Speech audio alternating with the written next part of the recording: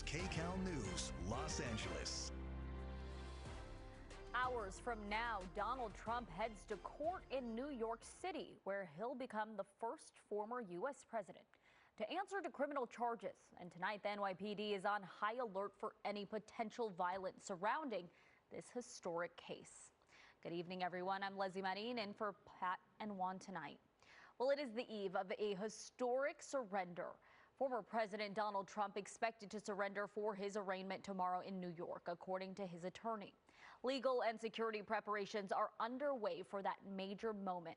And we have Kcal News political reporter Tom Waite here, who got the scoop from experts tonight on what we can expect as we're counting down. Well, right, and it's kind of one of those things where the experts can kind of tell us what they think, but because we've never seen this before, we just don't know.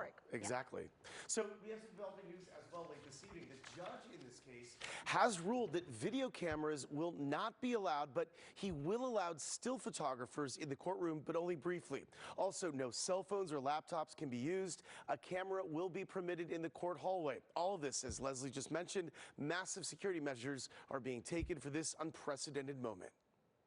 Former President Donald Trump spending Monday night back in Trump Tower. In just hours, he will be the first president in U.S. history to be arrested and charged with serious crimes.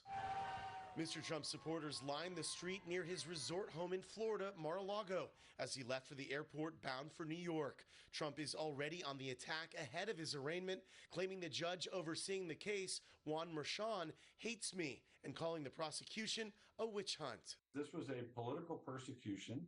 I've been around criminal justice for 35, 36 years. I've never seen anything like this, where you literally announce your target and revive cases with perjuring witnesses in an effort to just bring him down at all costs. Though the indictment is sealed until Tuesday, sources say Trump will likely be charged with falsifying business records in the first degree, a felony stemming from his alleged role in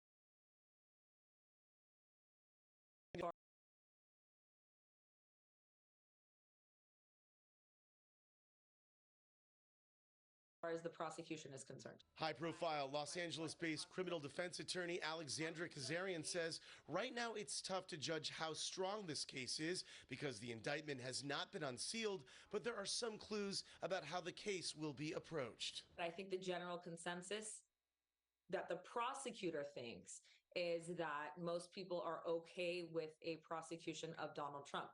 That's dangerous for the prosecution, I think, because a lot of times when you have a case like this that's high profile and that people want to see someone go down for, the evidence kind of, it gets lost, and the prosecution thinks their case is a lot stronger than it really is. On Tuesday, Trump will arrive at Manhattan Criminal Court for processing just before noon.